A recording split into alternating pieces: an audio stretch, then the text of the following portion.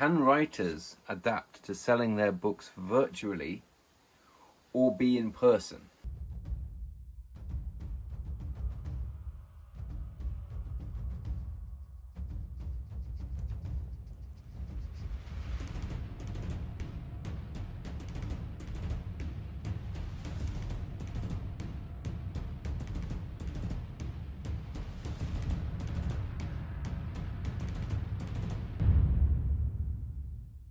I think this means with the current situation, can writers adapt to doing virtual events like Zoom events and Facebook Live events, Instagram TV events and that kind of thing, rather than being at an event or a festival and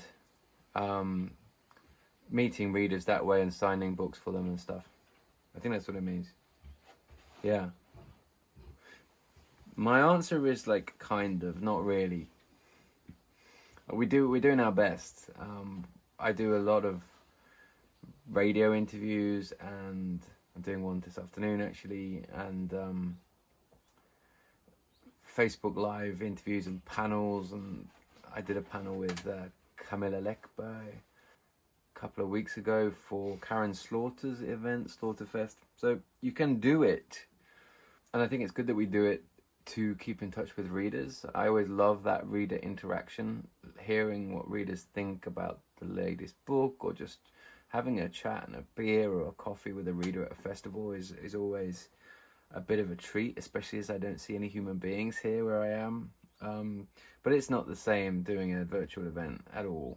It's great. It's like, it's what we're going to do for the next 6 months or whatever, but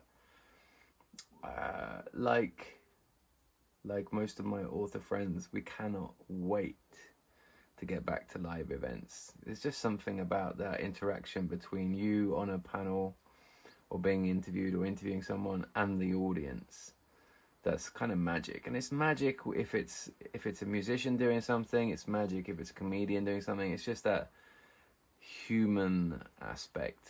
And then, like I say, like having the ability to go and have a chat later or sign a book or have a chat and a beer is what it's all about. It's great. It's kind of a unique thing and a lovely thing, and it's an aspect of being an author that I didn't even consider before I wrote Dark Pines, but it's something that I enjoy very much now. When I went to Hong Kong last year to speak at the Hong Kong Book Fair, which was great, I was meeting readers there who'd read the Tuva Moodyson books and were asking me questions. I did not expect to meet readers of the Tuva Moodyson books in Hong Kong, and it was amazing to have a chat with them about Tuva and about Gavrik and about Sweden and about writing. So yeah, it's can writers adapt to selling their books virtually or be in person? We can adapt a bit. Readers can adapt a bit by watching these things, and it's good. And I'm very grateful to all the organizers of events who have adapted, because it's really them who puts all the work in, all the logistics of setting these things up. The authors just rock up and log on, and it's the organizers who have done it all. So we can't take any credit. In terms of like selling their books, like I don't feel like I'm selling my books really at an event. I'm just chatting about them, and there's never any hard selling. Like you don't have to buy my books if you don't want to. But it's more, I think, just being part of a community as well. I love meeting my fellow authors. Some kind of moose in the background, or a crow. Yeah, and just catching up with writers and finding out what they've been doing and what they're working on, and maybe getting a proof of their latest book, or meeting bloggers and journalists that I haven't seen for a while.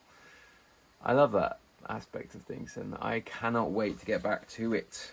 Can writers adapt to selling their books virtually or be in person? I think that's my answer to your question. Like, we're adapting as best we can, but it's not the same. And we miss you all. And I'm looking forward to leaving the woods. I've been here in the forest since February.